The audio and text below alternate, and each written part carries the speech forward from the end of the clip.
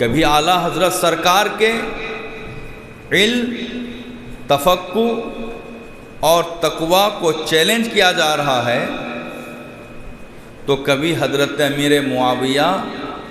رضی اللہ تعالیٰ عنہ کو معاذ اللہ منافق، ظالم، ملعون، فاسق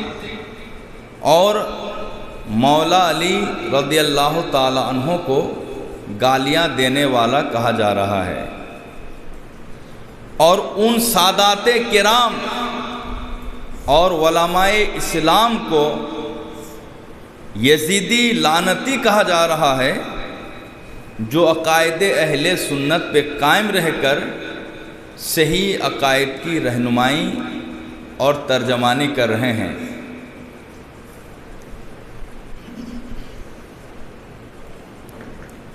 اور بات بات پر بخاری شریف اور دیگر احادیث و تفاسیر کے حوالے دیے جاتے ہیں تاکہ عوام کو گمراہ کرنے میں آسانی ہو۔ یہ ساری کوششیں کیوں ہو رہی ہیں؟ تاکہ اہل سنت کے کچھ بھولے بھالے سنیوں کو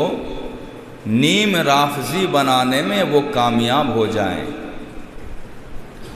میں بہت ہی سنجیدگی کے ساتھ ان پاکھنڈیوں کو عرض کرنا چاہتا ہوں کہ آپ اگر اپنے دعوے میں سچے ہیں، آپ امام اہل سنت اعلیٰ حضرت کے متعلق، حضرت امیر معاویہ کے متعلق اور ان سنی سادات اور علماء کے متعلق جو باتیں کہہ رہے ہیں، اگر آپ اپنے دعوے میں سچے ہیں تو آپ ہماری لائبریری میں تشریف لے آئیں۔ ہم آپ کے زاد راہ کے ساتھ ساتھ آپ کی حفاظت اور ٹکٹ کی بھی ذمہ داری لیتے ہیں۔ نہیں تو آپ ہمیں اپنے پاس بلا لیں اور حفاظت کی ذمہ داری لیں، انشاءاللہ تعالی سنجیدگی کے ماحول میں گفتگو ہوگی اور زمانہ دیکھے گا کہ آپ اپنی باتوں میں کتنے سچے ہیں اور کتنے آپ اپنے قول و قرار میں آپ کہاں تک قائم ہیں۔ اور میں یہ بھی کہہ دوں، آسمان زمین پہ آ جائے گا، بہتا ہوا سمندر رک جائے گا، پہاڑ ریزہ ریزہ ہو جائے گا، امام اہل سنت اعلیٰ حضرت سرکار کے علم، تقوی، تفقہ کو چیلنج کرنے والا کبھی بھی وہ سامنا کرنے کی جرات نہیں کرے گا۔ یوٹیوب میں بیٹھ کر حفوات ہانکنا یہ آسان ہے، لیکن امام احمد رضا کے کسی غلام کے سامنے بیٹھ کر علمی بحث کرنا کسی گمراہ کے لیے یہ آسان نہیں ہے۔ ساری دنیا جان لیں، الحمدللہ جامعۃ الصدیق شروع دن سے مسلک اعلیٰ حضرت کے وصول پہ قائم ہے، اور یہاں پر سادات اور صحابہ کرام، علماء اہل سنت کے ساتھ ساتھ ان تمام اعمال کی تعلیم دی جاتی ہے جو اہل سنت کے عین مطابق ہے۔ جب تک ہم زندہ ہیں،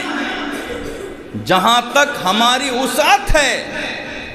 کوئی بھی گمراہ سر اٹھانے کی کوشش کرے گا، انشاءاللہ اس کے سر کو کچلنے کے لیے سب سے آگے ہم ہوں گے،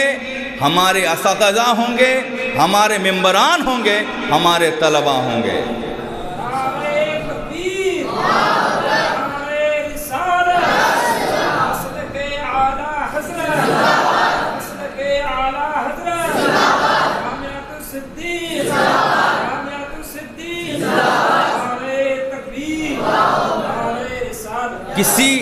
کسی علاقے میں گمراہی عام ہو رہی تھی تو سرکار مجاہد ملت رضی اللہ تعالیٰ عنہ نے فرمایا کہ فلاں جگہ مناظرہ ہوگا، طلباء کو وہاں بھیج دیا جائے۔ تو اساتذہ کرام نے فرمایا کہ حضرت تعلیم رک جائے گی، پڑھائی خراب ہو جائے گی اگر طلباء کو ہم بھیجتے ہیں۔ تو سرکار مجاہد ملت نے فرمایا تھا جب دین نہیں رہے گا، جب اسلام نہیں رہے گا، جب سنیت پر شب خون مارا جائے گا، اس وقت اگر ہم اور ہمارے طلباء آگے بڑھ کر اس کی سرکوبی نہیں کرتے ہیں اور خاموش تماشائی بن کر پڑھنے پڑھانے میں لگ جاتے ہیں، اس سے بہتر ہے کہ مدرسے ہی کو ختم کر دیا جائے۔ مدرسہ تو بنایا جاتا ہے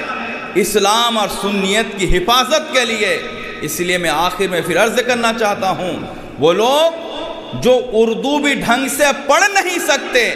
وہ اعلیٰ حضرت کو چیلنج کرتے ہیں، بخاری کا حوالہ دیتے ہیں،